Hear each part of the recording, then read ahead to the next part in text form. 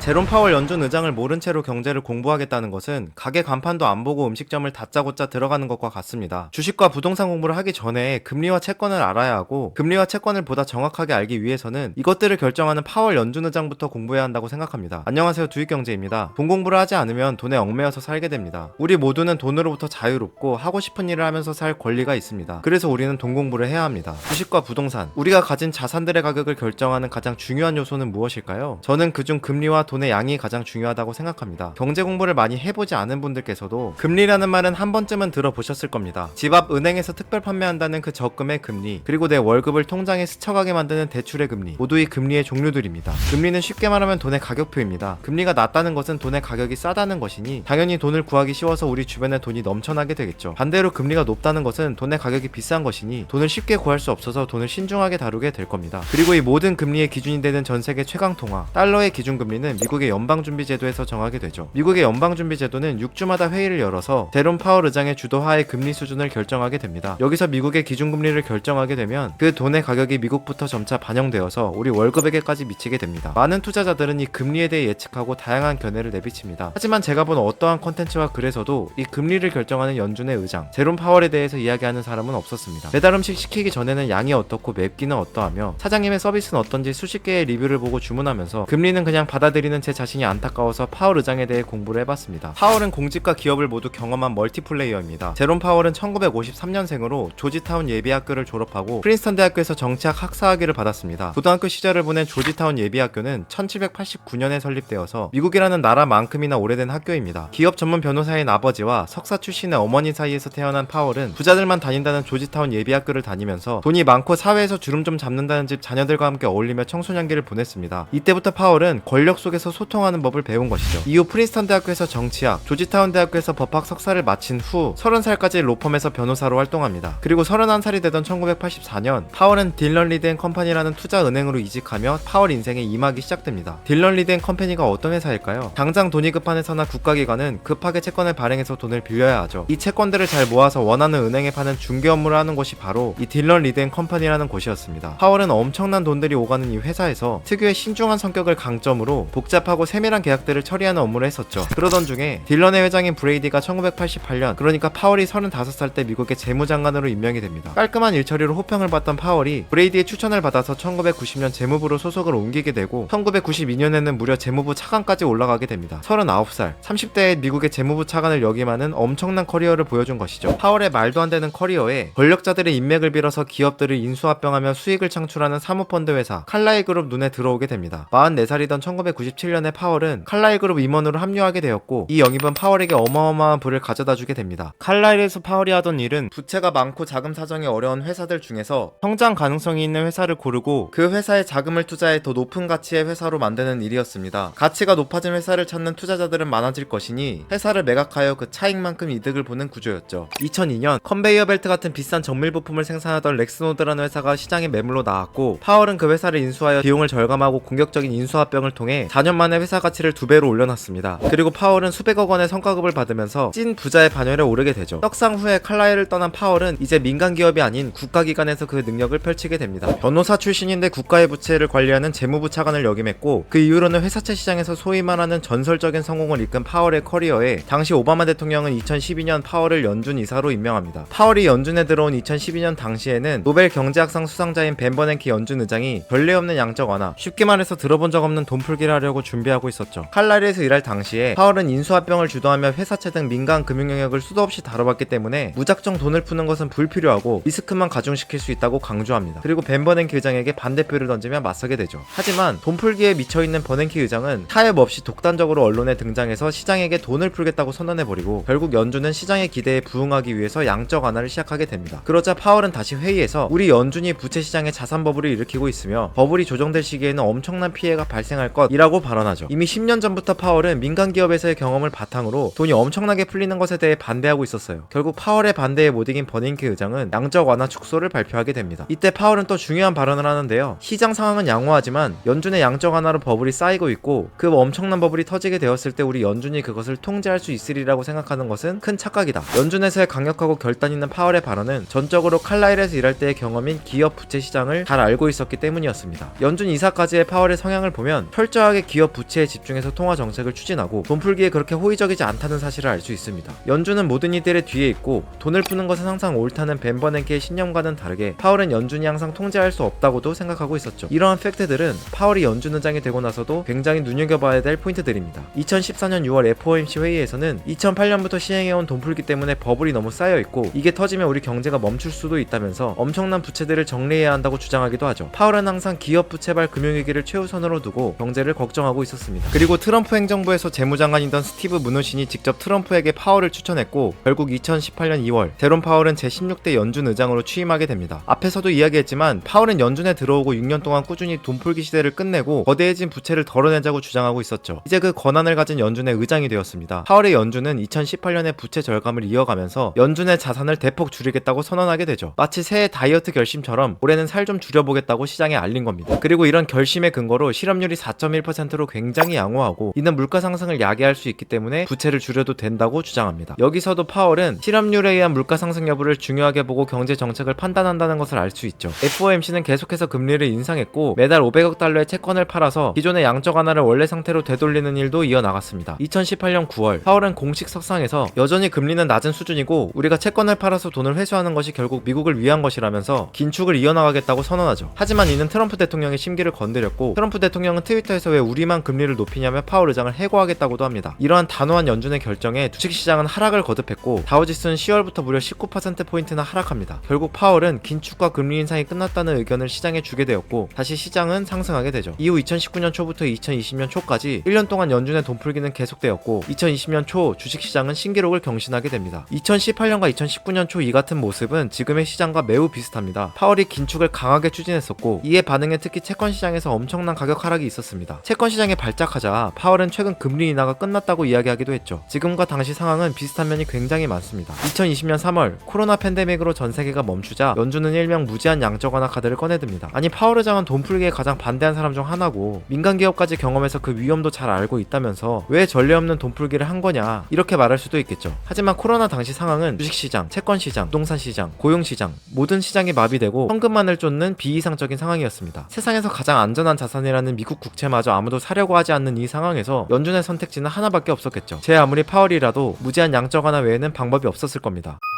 자, 제가 헬스 트레이너라고 해보죠. 제 회원 중에는 초고도 비만의 회원이 있어요. 하도 야식을 좋아해서 살이 너무 많이 쪄버린 회원이었죠. PT 비용이 한두 푼 하는 게 아니기 때문에 저는 철저한 식단 관리와 운동으로 회원님의 다이어트를 함께 했습니다. 힘들어하던 말던 목표 체중을 위해 열심히 달리던 와중에 회원님의 갑작스러운 지병으로 중환자실에 회원님이 입원했어요. 이 상황에서 제가 지금 회원님 다이어트 중이니까 운동해야 됩니다 라고 할 수 없겠죠. 초고도 비만의 미국 경제는 연준의 긴축 프로그램을 잘 따르고 오던 중에 코로나라는 예기치 못한 지병으로 정말 죽기 직전까지 가버립니다. 트레이너 파월은 이 상황에서 철저한 식이요법과 운동을 강요할 수도 없고 건강보다는 목숨이 그래도 소중하니까 무제한 양적 완화 카드를 꺼내든 겁니다. 그리고 2022년 원래 돈 풀기에 부정적이던 파월의 본색이 드러나고 2년 넘게 긴축의 시대가 이어져 오고 있는 현재 상황이죠. 경제 역사를 봐도 흔하지 않았던 엄청난 금리 인상과 그리고 유동성 회수는 연준 이사 시절에 파월을 공부했다면 충분히 예측 가능한 일들이었습니다. 이제 파월은 2018년 말처럼 완화적인 발언을 쏟아내고 있습니다. 2018년 당시에는 파월의 발언 이후로 시장이 환호했고 양적 완화는 1년 넘게 다시 이어지게 되었습니다. 2023년 말 파월은 다시 완화적인 스탠스를 취했고 시장은 현재 환호하고 있습니다. 5년 전처럼 연준은 다시 돈 풀기를 시작할까요? 아니면 금리 인하는 이르다는 몇몇 관계자들의 의견처럼 현재 상황을 유지할까요? 사실 부채가 너무나도 커져버린 현재 상황을 볼 때 양적 완화 카드를 다시 꺼내들 가능성이 굉장히 높습니다. 파월 의장이 2022년 금리를 대폭 올린 이유도 과거 파월 의장의 모습에서 볼 수 있듯이 위기가 생기면 연준은 무조건 통제한다는 보장이 없고 긴축을 해야 하니 금리를 대폭 올려놓고 위기가 생기면 연준의 가장 강력한 통제 도구인 금리를 내림으로써 이 위기를 극복하고자 한 것이라고 생각합니다. 지금 시장에서는 위기 없이 다시 넘어가는 골디락스 이야기가 나오고 있습니다. 전쟁이 날 것을 대비해서 집에 라면이며 통조림을 잔뜩 사놓았는데 전쟁은커녕 평화로운 일상이 이어지면 우리는 가장 먼저 비상식량을 버리거나 먹어치우겠죠. 경제 위기가 올 때를 대비해서 금리도 엄청 올려놓고 긴축도 야무지게 해놨는데 사람들이 위기가 없을 거라고 합니다. 파월의 경력과 발언, 성향을 종합해볼 때 일정 수준의 시장에 풀린 돈을 회수한 후 가장 먼저 금리 인하 카드를 꺼내들 겁니다. 그 이후로는 경제가 좋다며 양적 완화를 시작하기보다는 인하된 금리를 유지할 것이고 경제가 나빠진다며 양적 양적 완화를 시작하겠죠. 이 모든 전제는 기업 부채 시장에서 위기가 발생하지는 않는지, 그리고 고용을 통한 물가가 안정적으로 유지되는지가 핵심입니다. 결론, 파월을 공부해보니 혹시 몰라 긴축과 금리 인상을 대폭 해놨고 지금까지는 별다른 위기가 없었다. 근데 부채가 워낙 많다 보니 위기가 올 가능성은 매우 높고, 그 근거는 기업 부채 시장과 물가 상승세를 중점적으로 보고 파월이 판단할 것이다. 위기가 왔다고 판단하면 금리 인하부터 시작하고, 상황이 더 안 좋다면 양적 완화로 돌아갈 가능성이 크다. 오늘은 연준 의장인 파월을 공부해보고 경제 방향성을 알아보는 시간이었습니다. 좋은 정보 얻어가셨으면 좋겠습니다. 지금까지 두익경제였습니다.